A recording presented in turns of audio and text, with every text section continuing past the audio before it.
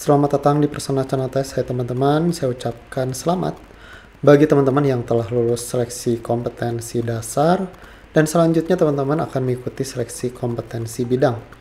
Di antaranya bagi teman-teman yang mengambil formasi penata ruang yang bingung harus mempelajari apa dulu, kemudian bentuk soalnya tuh seperti apa, teman-teman bisa mengikuti video ini karena di video ini kita akan bahas materi dan juga kita akan simulasi untuk tes SKB dengan CAT.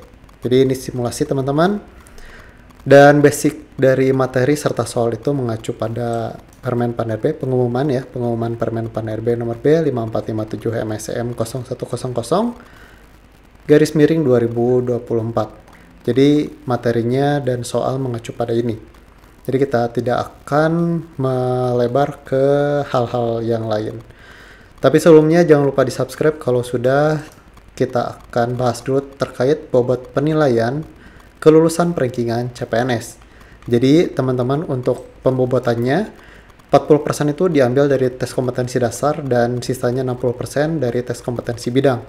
Di mana teman-teman yang peringkat kompetensi dasarnya peringkat pertama jangan terlalu sombong teman-teman, karena teman-teman bisa kalah dengan yang skor SKD-nya misalkan di ranking 3, tapi tes kompetensi bidangnya itu bisa maksimal ya, dengan skor maksimal teman-teman bisa disalib. Maka dari itu bagi teman-teman yang tes kompetensi dasarnya di bawah jangan menyerah, karena teman-teman bisa dimaksimalkan di tes kompetensi bidang. Dan bagi teman-teman yang tes kompetensi dasarnya peringkat pertama harus belajar lebih sungguh-sungguh lagi. Karena apa? Karena bisa terkalahkan dengan yang tes kompetensi bidangnya lebih bagus. Oke, seperti itu teman-teman. Dan juga ada SKB non CAT sebelum CAT teman-teman, tapi ini dilaksanakan biasanya oleh instansi pusat. Ada SKB non CAT atau tes tambahan ya teman-teman. Nah, diantaranya ada yang tes psikotes, tes kejiwaan atau psikiatri atau KESWA atau MMPI. Kemudian ada tes wawancara tulis, wawancara user non tulis, ada match-check, kesamaptaan, dan yang lain-lain yang disesuaikan dengan pengumuman dari instansi masing-masing. Biasanya instansi pusat ya teman-teman, untuk daerah jarang sekali. Dan kemudian teman-teman untuk ada beberapa tes yang sifatnya menggugurkan.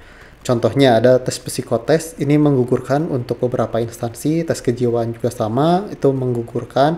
Ada MCU ya, contohnya di Jaksa, jika MCU-nya teman-teman ketahuan buta warna, itu akan gagal. Karena yang saya lihat di persyaratan tidak boleh buta warna. Jadi teman-teman ini ada yang sifatnya menggugurkan. Selanjutnya teman-teman ke Permen Pan RB 5457 MSM 0100 2024 yang isinya terkait materi pokok yang harus teman-teman kuasai untuk formasi penata ruang ahli pertama. Diantaranya ada dua kemampuan umum dan kemampuan khusus, di mana tes kemampuan umum teman-teman harus mengetahui terkait dasar pertanahan, kemudian yang kedua dasar penyelenggaraan penataan ruang, kemudian kemampuan khusus terkait kesesuaian kegiatan pemanfaatan ruang, yang kedua pengawasan penataan ruang, peninjauan kembali rencana tata ruang, yang keempat penyusunan rencana tata ruang, yang kelima sinkronasi program pemanfaatan ruang. Kemudian yang terakhir teman-teman harus kuasai terkait materi pengendalian, pemanfaatan, dan sengketa penataan ruang. Bingung kan ini materinya seperti apa sih? Oke, saya sudah buatkan materi ringkasannya teman-teman ya. Ini ringkasan ya, bukan materi full. Jadi poin-poin penting yang harus minimal teman-teman kuasai, karena mepet juga ya teman-teman. Jadi saya susun dirangkum teman-teman. Kami susun dirangkum. Nah, terkait penata ruang ahli pertama di sini kemampuan umum ya. Contohnya di sini poin pertama terkait dasar penataan. Di sini ada pengertian pertanahan ya, definisi segala macamnya. Teman-teman bisa di pause dan dibaca ya. Yang kedua landasan hukum pertanahan seperti Undang-Undang Nomor 5 Tahun 1960 terkait Undang-Undang Nomor 24 Tahun 92, Undang-Undang Nomor 11 Tahun 2020, kemudian PP Nomor 24 Tahun 97, kemudian Peraturan Menteri Agraria ya terkait BPN nomor 1 tahun 2010. Nah, kemudian jenis-jenis hak tanah ada tes hak milik ya atau SHM, kemudian ada HGB, HGU, hak pakai, kemudian hak sewa, hak peralihan dan yang lain-lain. Nah, teman-teman saya sudah bantu buat dirangkum, tapi teman-teman ini bisa dibeli ya. Silahkan chat saja link di WA ya. Chat di WA aja langsung untuk ordernya. Karena ini hanya review saja dan kemudian kita masuk ke simulasi soal tes SKBCAT penata ruang ahli pertama. Dan ini adalah simulasinya, teman-teman. Saya akan berikan waktu untuk mengerjakan tes. Di sini ada soalnya. Contohnya di sini, apa tujuan utama dari peninjauan kembali rencana tata ruang? A. Menyesuaikan rencana tata ruang dan dengan aspirasi pemerintah daerah. B. Memastikan relevansi rencana tata ruang dengan kebutuhan pembangunan dan perubahan lingkungan strategis. Yang C. Mengakomodasi pembangunan yang tidak sesuai dengan tata ruang awal.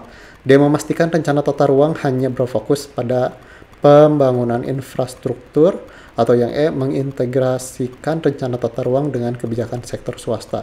Nah, ini waktunya habis, dan jika waktunya habis akan muncul jawaban dan pembahasan seperti ini. Oke, jadi jawabannya B, teman-teman bisa pause dan dibaca. Oke, kita lanjut ke soal-soal selanjutnya. Ini simulasi, teman-teman, saya tidak akan bacakan ya, jadi hening. Jadi kalau misalnya ada yang komen, saya sudah jelaskan di awal sini ya, jangan di skip ya.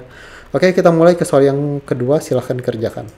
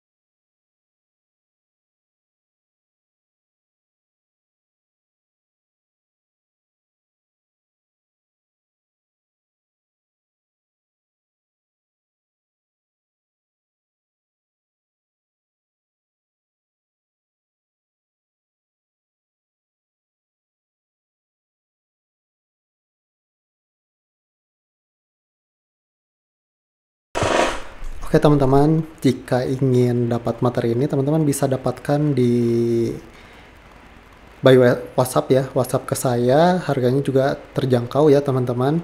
Di sini ada materi sudah lengkap ya, yang tadi itu preview, kemudian paket TO, itu berisi soal 90 sampai 100 soal ya, tiap paket TO ini.